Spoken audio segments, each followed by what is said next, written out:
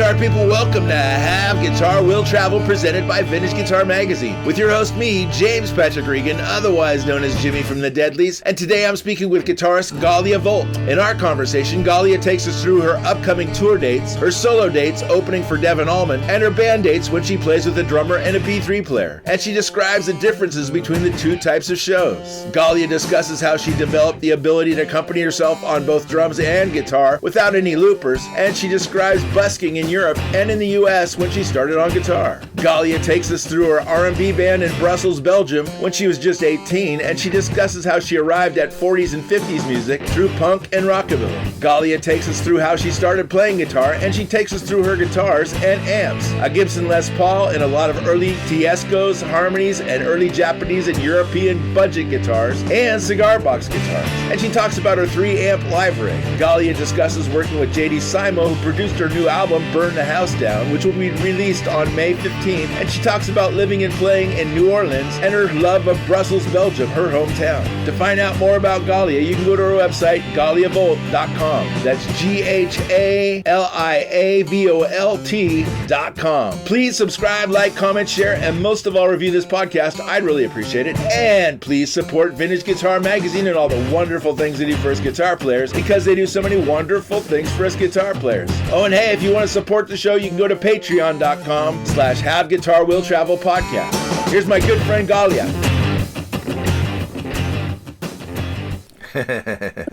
We're trying that technology. You're doing a good job, because you're here. Right on. How do you pronounce your name, Ghalia? Yeah, that's good enough. I want to know what is correct. There's no correct way. So Ghalia is totally. In French they say Ghalia. It's just flat. So, in Italian they say Ghalia. Well, it's nice to meet you. First off, I should say that. You are from Brussels, Belgium, originally? That's right. Yeah. That's right. Right, yeah. When you tour right now, are you touring with a drummer and person on B3? Yeah, so as a band, I'm about to do a dozen of one-woman band shows here opening for Devon Allman, and then after that I'll be on the road with the band for the rest of the summer. Oh, wow, okay. And how often do you do the one-woman shows? I've been doing both. I enjoy it. It's a very different show. You sure? People, I have some people that say, oh, it's so much better when you're by yourself. Oh, and then they see me one-woman band and they see with you and the band, it's a whole different thing.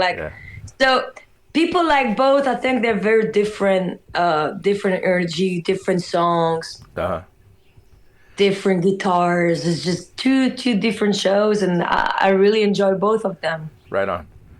And as far as the playing drums while you're playing guitar, when did you? I understand you busked for quite a while, but when did you develop that? That was a pandemic thing. Oh, was it? Okay. Yeah. I used to.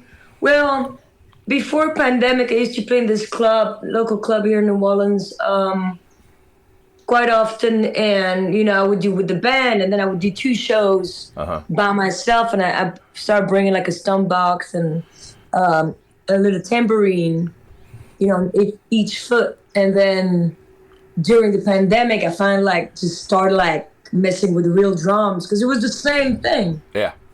But with a much better sound. Sure, absolutely. And that's how it all started. And then I practiced it for a few months at home during the pandemic. And then I went on tour when everybody was just seated and bored at home. I started booking some shows like that as one-woman band and recorded a whole album and kept going. Yeah. Was there during the pandemic in New Orleans? Was it pretty shut down, or were there still places you could play? No, it was pretty shut down. Yeah. Okay. They were doing some outside stuff. I don't know. For me, during the pandemic, it was really I just kept moving. When it was bad in the South, I would go to the North. Yeah. A place like Idaho never shut down. Yeah. Did not give a fuck. And then when it was bad in the North, I would just play in the South. And then when it was bad in the United States, I would just go play in Europe. So luckily, it was just by waves. Everything was getting bad at different time. Yeah. So I lucked out. Yeah. I mean, it's not luck. It was just... It was work. A lot of travel and a lot of traveling, a lot of work, yeah. Yeah. And busking in general, when did you started busking? I started busking like, when did I start busking? Good question. Maybe when I was like 19. Okay.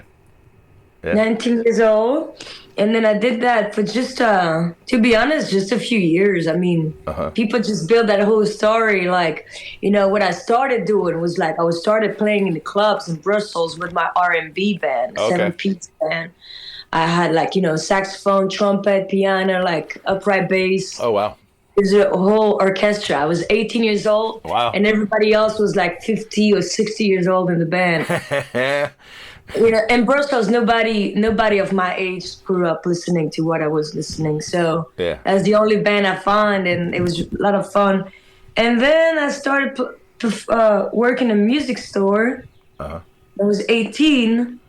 And if I remember well, by 19, I stopped the music store because I could make so much more money busking in the street. Sure. So I'd say I busked from like my 19 to my maybe 23, 24 years old, Yeah. But I was playing clubs at the same time. So it's just, like clubs in Belgium, there's so much you can do. Now busking, you create your own job daily on your own schedule. Were you busking just in Brussels or was it everywhere? Like, was it throughout Europe?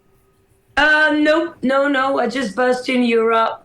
I mean, I might have traveled once or twice, like hitchhiking to Barcelona, and just play like we call it busk at what's a terrace, in Europe we have a lot of outdoor sitting. Sure.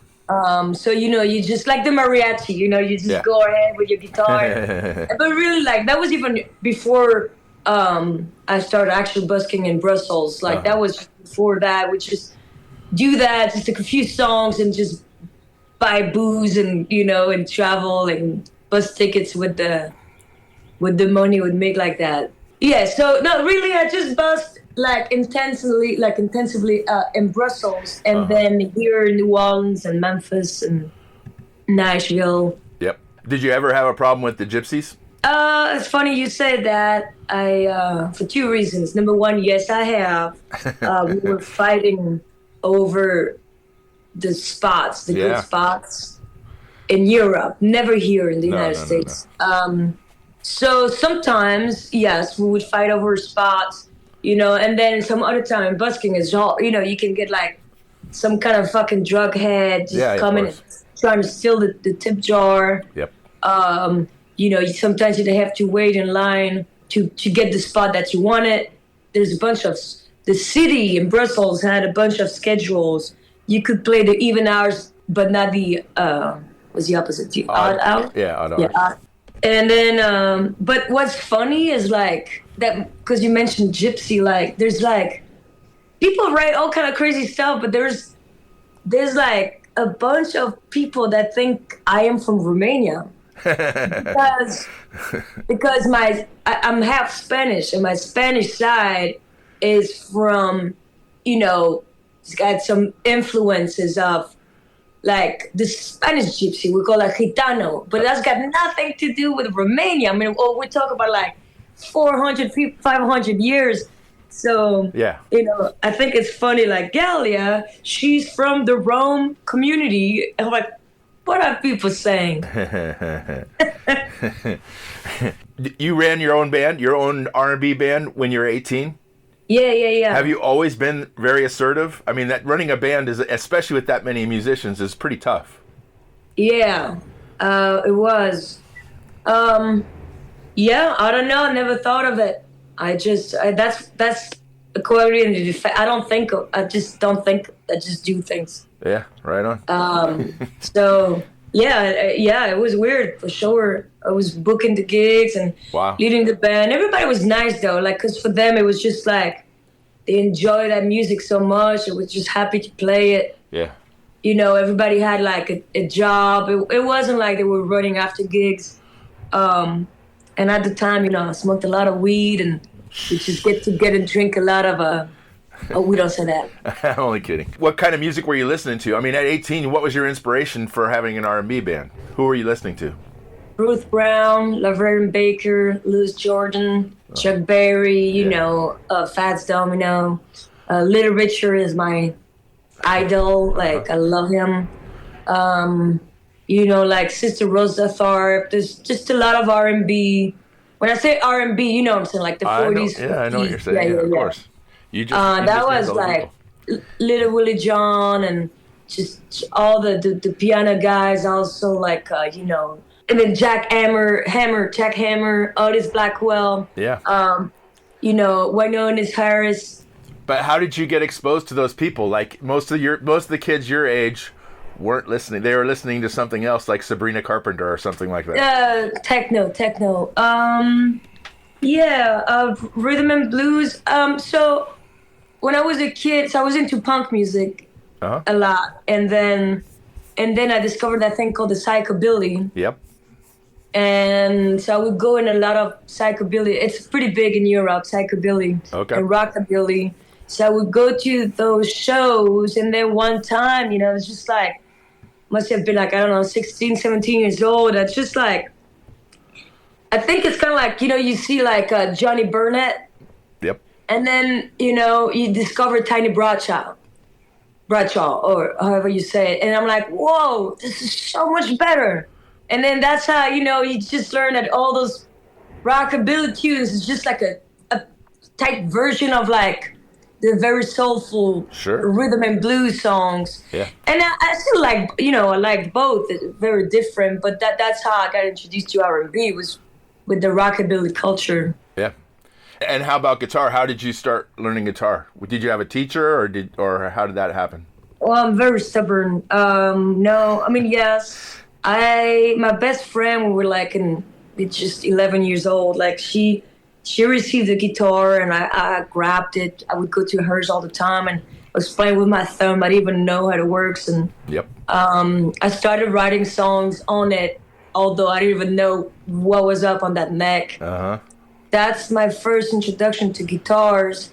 And then I started taking lessons when I was like maybe like 13. You know, and I had like my first electric guitars at 12. But again, I was a very slow learner. Just I smoked too much, you know. Like I was a bad kid. We're going out to punk shows and smoking a lot of weed. I probably totally annoyed my teacher at the time. So to tell you that I learned with a teacher back then is a lie, because really it was just like, hey, show me this Sid Vicious song, like, you know, there's a Sex Pistols song, and and then he was like, whatever. He probably showed me everything, the same thing over and over, because I was forgetting. Then I went to jazz school after high school for a year, and then I dropped out of there because I was just enjoying the music on the side, my own way, and then I started traveling anyway. No, I guess the way I learned how to play guitar is really just by traveling around the United States, and a lot in Mississippi, because that's, you know, like it feels like, you know, it's a congregation of people that wanted to play, that wanted to learn that style, that, you know, and happy to share too. Sure. You know, I feel like, you know, I like sometimes to tell that story that, you know, like, I mean, I learned a lot from two guys like Sean Apple, Lightning Malcolm, about the setup. The one, for example, the one woman band setup. Because like those guys learned from Jack Owens and, you know, and other guys that were playing down in Bentonia. You know, I don't know. I would just watch people play. And I still don't know what I'm doing, but like it's all in my head. I've watched so many hours. So I really play by feel. I'm not like on YouTube learning, you know, videos. Like I can't stand that, or like I'm not reading charts in a book. Like you know, I play with the records. I play with the CDs. I watch people performing, and I'm like, oh, that's cool. And then I try it at home, and then it sounds like something else. Yeah. And then instead of focusing, because I don't have that capacity, instead of focusing on the original riff that I'm trying to learn, I'm making my own. Yeah. And so people call me like, oh, Ghalia's picking guitar playing is great. I'm like, I don't pick the guitar. Like I pinch the guitar. I pinch it. But I don't pick it like. Are those your CDs that just showed up? Yeah. Right on. I'm about to see them for the very first time. Right. And when is the record gets released today? Is that right? May 15th. Oh, May 15th. A month from today. That's right. We had like 2 singles out already. Yep. Another one coming up at the end of the month. And then, the release. Yep. What were you playing when you had the R&B band? What were you playing as far as gear? I wasn't playing. Oh. I was singing. Oh, okay. I was singing and jumping all around the stage and going in the crowd. Uh-huh. I'm actually an even better entertainer when I don't have a guitar in my hands. I'm always looking into doing something. Uh-huh. Jumping, climbing on the side of the stage or like on speakers. Yeah. Have you ever seen Michael Monroe? Mm-mm. No. Okay. No. Never mind. How about James Hunter? Do you know who James Hunter is? The James Hunter 6? Just the name. Yeah, fair enough. So when did you start performing with a guitar? Well, when you came here? Yeah. So I had my first New Orleans band was a band called the Mama's Boys with Johnny Mastro and the Mama's Boys. And I would just pick up the guitar to play like just a little set, like an open D set. Uh-huh. So that was like kind of, so my first guitar performances was through that little set into that show. It was like playing like some Elmer James style shuffles and some original songs. Yeah. Like Meet You Down the Road and just, kind of laid back hill country blues style. So when you started playing, what were you playing then as far as guitars? What do you mean? When you were doing the open D stuff. Right. Yeah. What were you playing? What was I playing? Yeah. What kind of guitar? Oh, okay. I see. What? I don't know. I've been. Well, you see, there's a whole collection over there, and that's pretty much it. If you look over there. What about the white Les Paul? Yeah, that's my main axis on the other side. It was plugged in 2 seconds ago. What about the ES335? ES335. No. That's probably me boring it. No. So I like those K. I can show you actually. This is my first opening guitar, open tuning guitar. It's an old Craftsman. Uh-huh. Wow. So that was pretty much what I was playing when I was playing open D. Yeah. And then this baby here, you know it. Yep. Exactly. Your white Les Paul. So that's what I was playing like in standard. Uh-huh. So the old Craftsman. Oh, I love that babe. It's from the 60s. It's got a Kleenex. They call it the Kleenex pickup in it. Yeah. Yep.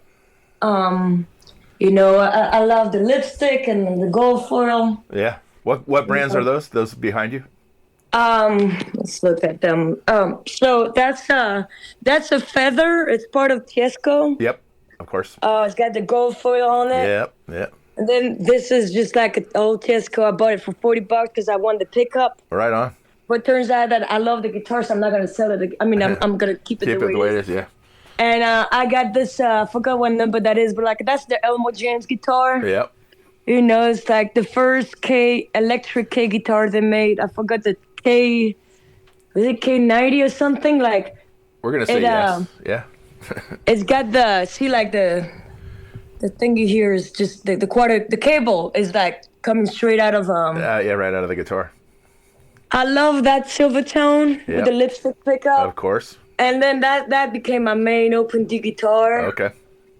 It's like that old Harmony shorter tone. Yep. Also with the gold foil. Gold foil. That's definitely my way. Yeah. That became my favorite tone.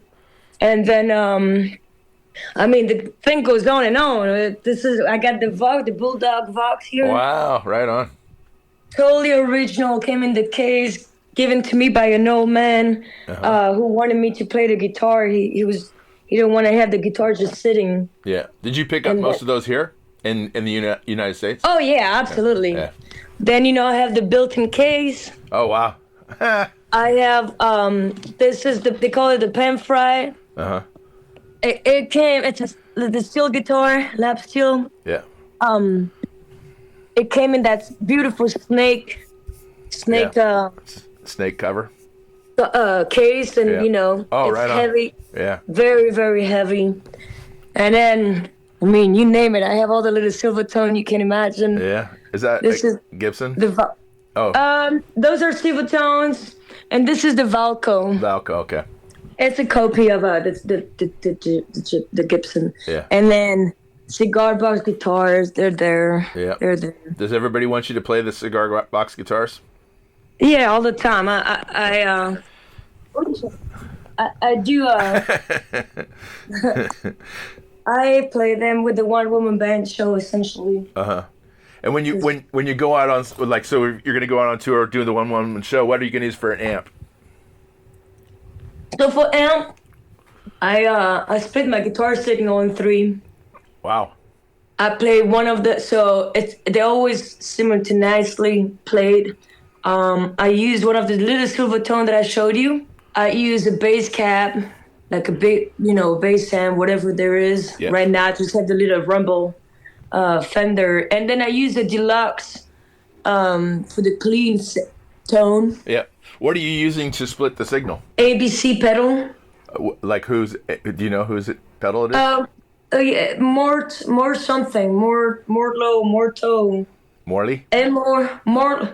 Is it not Morley? Oh yeah, Morley. Okay. I'm not really a pedal girl, and that's the beauty of one woman band. Yeah.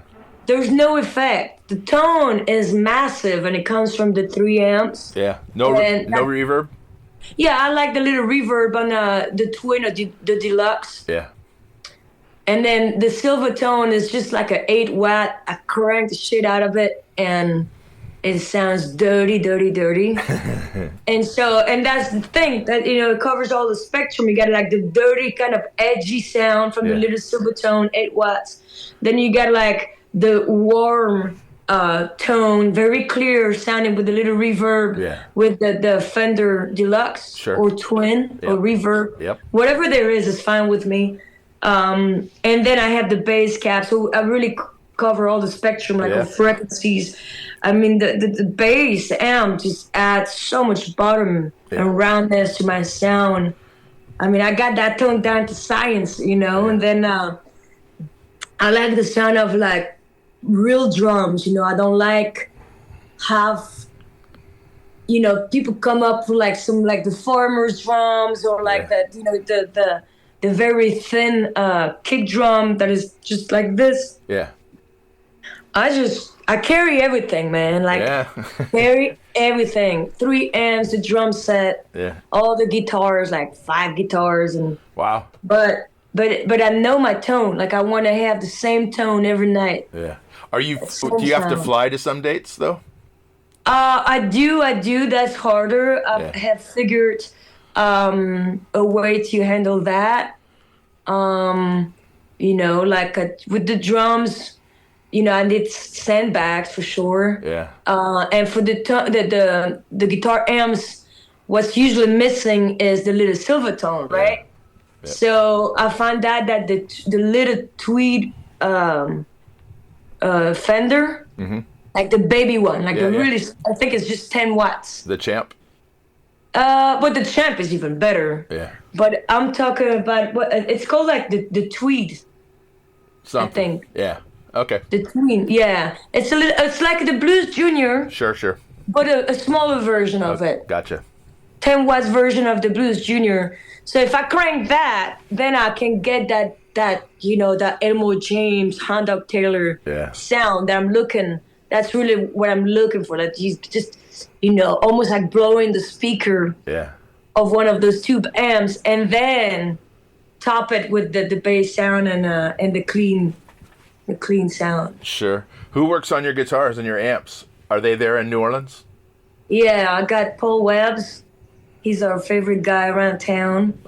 And then I have a buddy of mine, John Krupa. He just moved to Austin. But he also works on them. And then I don't fuck them up too bad. So good for you. Usually they don't need that much. I'm not that kind of person that changed strings at every show. Like eventually I'm like, okay, those strings are really dead. Like, I got to do something about it. And then, I'm the kind of person who forgets how to change strings every time. Sure. Yep. How'd you get hooked up with JD Simo? So the first time I met JD Simo was at the WC Handy Festival in Henderson, Kentucky. Okay. That's how we met. I've had heard him before that. So that's how I met him. And then during the album Revival tour, we met again. And, I think he was a guest for I was doing the whole tour, but he was a guest for, I think, 10 dates or whatever. So we got to really just hang out, and him and Luther were I love the guys, they're Sure. they're like big brothers, And then he always said, I want to record you. He's always told me that. So me and my manager at the time last summer were talking about what was the options for this new record, and I was thrilled to work with JD. Right on. Yeah. Good. It sounds great. The album sounds fantastic. Thank you. Yeah. Thank you. Yeah, I love the guy. He's a genius, man. Yeah. And he's a great guitar player too. Yeah, he's a genius. It's like what he's playing is just so good that I think most people can't even understand. It's so good. Yeah. And what brought you to New Orleans? I mean, besides the music, obviously, but do you have a regular gig there in New Orleans? I don't play the clubs anymore. I've paid my dues. I used to play 6 or 7 times a week. I play all the clubs. I play Bourbon Street. I play Frenchman. And I never went back to the clubs after pandemic. After pandemic, it's just been tours. I'll play local theaters or clubs and every now and then, during events or Tipitina's and that kind of stuff. Sure. But what brought me to New Orleans, I mean, it really is just music. Yeah. The thing is that when I first got here, I thought it was just going to be a stop, a step in my travel. Yeah. Which it was, but then everywhere else I would go, nothing could top it. Nothing even compared to New Orleans. Sure. And then I met that band I was telling you about, the Mama's Boys, and we just recorded that demo in 2016. So when I went back to Belgium and I told my label about the demo, it's why don't you just go back there and record the whole album? Yeah. And that's how it happened. So I came back. I'm sure. I never thought of moving to the United States. It just happened. Yeah. Right. I'm not big on commitment of decisions, I don't think about things. I just do them. So when he said that, I'm well, sure, I'll go there. And so I started spending more time here than in Belgium. And eventually I just realized that actually I was here. Yeah. So eventually I shipped all my, stuff here. Yeah. Do you ever run into Tuba Skinny playing in the streets? Yeah. I don't hang out in a quarter so much anymore, to be honest. So, but, we see them at the local clubs like BJ's or Vaughn's or, sure, in the street.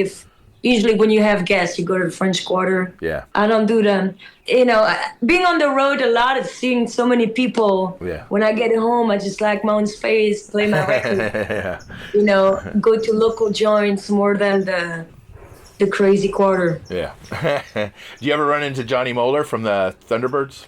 Sort of thing. Matter of fact, it's funny, Johnny and I often meet at the airport. He's going somewhere, I'm going. He's coming back, I'm leaving. Yeah. It must have happened 3 times, in a row.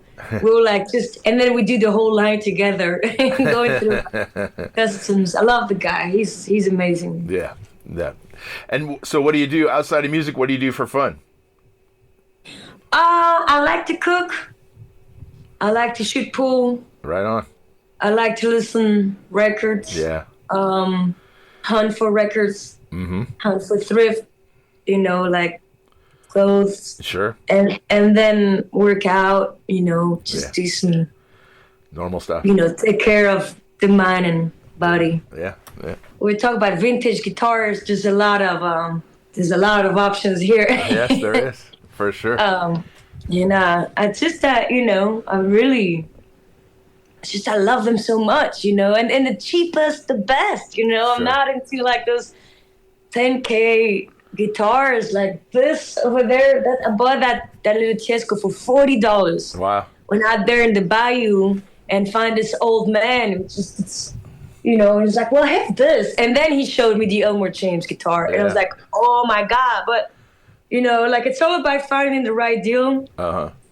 But if the ones I bought in a store, a legit store, most of the time it's been at Gravity Strings in St. Louis. Okay.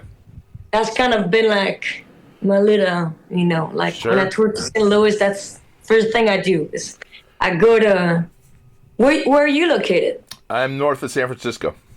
Okay, all the way the other way. All the way the other way. But I'm sure you've been to San Francisco before, but in San Francisco there's a store called Real Guitars. Okay. REAL. And they have a lot of they have a lot of everything, but they have a lot of really cool cheap guitars as well. Oh, that's nice. But do they still sell it for cheap? Yeah, those guys will deal. Okay. Yeah. It's like that a lot of time, those guitars, they are the cheap guitar, right? But they sell for a lot of money. Yes, they do. Well, I think everything is slowly, turning the corner and not quite so expensive. It's not? I think that the values are stabilizing or maybe going down a little bit. Really? Yeah. That's my own personal opinion. Sorry. Yeah, I don't know, because, usually I just find a little niche. But that's cool. Like, I have a friend, so one of the friend that builds my cigar box guitars, his name is Paul Meron.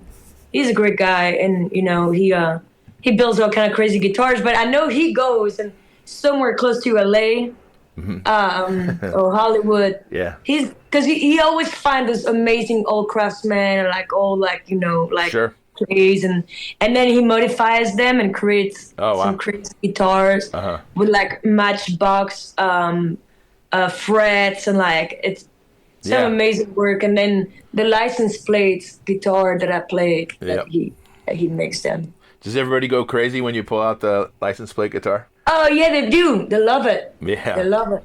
Yeah, that's what I want to do now. I want to put one of those gold foil pickup into that license plate, sure, and see how that sounds. Because I've never seen or heard a gold foil pickup into one of these. Yeah, it might be good. It might be crazy. I don't know. Who's the guy that makes those? His name is his artist name is Paul Mero, and Ken Falstaff, I think is his name. He's located in Hollywood, LA. Well, he lives in Akron, but goes to LA every day. Okay. And then there's another guy that built my main axe as far as cigar box guitar in Alabama. And that's like. And that cigar box guitar is not the cutest as the license plate, but this one sounds so powerful. Yeah. Great guitar. Do you have a problem with those feeding back, the cigar box guitars? Do they feed back a lot? No. I don't have feedback problem. The license plate guitar have less bottom. Okay. And that's sadly it's part of my tone, so that frustrates me a little bit. But the other one I was telling you about 2 seconds ago, it's got a really nice sound. So very cool. Nope. And do you run into a lot of other women blues players while you're traveling and playing some of the festivals? I don't know, women, men. I try not to. Yeah. Women and men. Yeah. Oh my God! I was just playing the Gibson Festival in Clarksdale, and that woman. So she dates a musician, right? And she's sitting there and it's just like, Ghalia, congrats on the music, blah, blah, blah. And I'm like, oh, okay, cool, thank you. He's like, yeah, it's really, congrats for everything you're doing. It's like, not bad for a woman. I'm like, dude, you are a woman. What are you talking about? What would you do that? What would you be that person that we already have to fight that? And you you gonna say that yourself? Well, like, this is weird. I don't know. I think being a woman in the business, the only problem with that is just making it appear like that, like, Sure. It just should be, there should not be the chicken blues festival. Yeah. It's still like the Bowls and Blues Festival. No. As far as, are you booking your own shows? I was until this year. So, okay. And now you're with an agency? Yeah, the same agent as Tab Benoit and Devon Allman. Yeah, right on. That's been really good. And, I'm very on top of shit. I'm not just sitting around. And, oh, no. if I get an email, I answer to that email, and a lot of time, I would never accuse you of that. You seem very on top of things. yeah. But it's missing. Sometimes people that just get jealous of all the dates and all the good things that happen, and and then they compare the playing. I'm like, you can't be the best musician in the world, sadly, if you don't have that business. Absolutely. Thing. It's just sadly, you either you're really lucky or that's it. You just gonna keep your talent for yourself, because getting around is a concept job, and to be honest, like, being on stage is my favorite part of the job. Yeah, but what it takes to be there is a lot of hard work. Yeah, the hours behind the computers is I hate it. It's stupid. Yep, I agree 100%. And then look at you right now behind a computer. Yes. Not too bad, though. That's not too bad. Does your agent book shows in Europe too, or do you have to handle that? No, I have I booked my own shows in Europe. I'm also collaborating with different agents over there. Yeah. Like in Spain or Scandinavia or France. Yeah. Those are all different booking agents. Yeah. Do you give them like a set of dates and then they fill those? Yeah, usually like a period of time. Yeah. Okay. That's cool. And how often do you get to go back home to Brussels? Not enough. Yeah. I was waiting for my green card this year, so I couldn't go back for a year. But I have my green card. Okay. Which is finally, it took me all those years to make this work. So that's very cool. But so I go to Brussels, before and after tour, pretty much. But it's just never. It's only like a few days. Yeah. 3 days in and out, because by the time the tour is over, I want to be home, because I haven't been home in like a whole month or, 6 weeks. Yeah. So, yeah. Who watches your place there when you're in Europe? Here? Yeah. It's a tricky question. I'm not going to answer, because... Okay, that was a test, and you just passed, so you're good. There you go. Were you expecting you? No, well, not me. You need a place to crash in New Orleans? That would be great, but no, I'm good. I'm stuck here in Napa, California. So no. Oh, you're in Napa, huh? Yeah. That's nice. It's you know why you don't go down to Bourbon Street? Oh, okay. Because you feel like that? Yes. Yeah. Oh, you don't like that part, huh? No. Who would like that? Nobody likes that. It's okay to play. Yeah, I hear you. I love that wine, though, but... Yeah. I mean, I did the visit myself a few years after, like, I played Blues-a-Palooza, and then I went on a birthday little trip in Northern California. Yep. Well... I hear you. I was shocked that the wine is not cheap over there, though. No, it's expensive. I was just gonna use a bad word, but it's very expensive. What's the bad word? Fucking. It's fucking expensive. Oh yeah, it's very expensive. I'm surprised. Like I worked in a champagne store years back, and when you go to Champagne, you're gonna have cheaper champagne. Like the champagne is cheap. If you go anywhere in France or Spain, like in the area, you'll have cheap wine. Yep. So I was surprised that the only places that doesn't have cheap wine at production in the production areas, California. Yeah, it's stupid. You need to know, but like you probably know some winemakers. Yes, but they don't give away wine. They don't, and they don't make it not give away, but like retail price. But they don't make it cheaper. You have to be pretty deep in the industry to get wine for cheap. Wow. Yeah. Damn, what's wrong with those people? I can make you a whole list, but I'd have to write it down, and it's gonna take a while. All right. Well, Ghalia, it's been wonderful talking to you. I really appreciate your time. For sure, it was fun. And if you make it out to here to San Francisco or around the, Northern California again, then I'm going to look you up. And if you come to Napa, I will make sure you get cheap or free wine. Yeah, we'll trade some licks for some wine. How about that? Very good. I like that idea. Right on with James. Good to meet you. Nice to meet you as well. We'll talk soon. Thank you. My pleasure. Absolutely. The pleasure's all mine. It's been an honor. All right. Bye. Bye-bye. Thanks for listening to Have Guitar Will Travel. You can catch up on all the things I'm doing at thedeadlies.com. And I'm on all the social media platforms as well. And please support Vintage Guitar and all the wonderful things they do, because they do many, many wonderful things for us guitar players. Thanks. Please subscribe. Please tell a friend. And I'll see you guys next week. Bye, guys.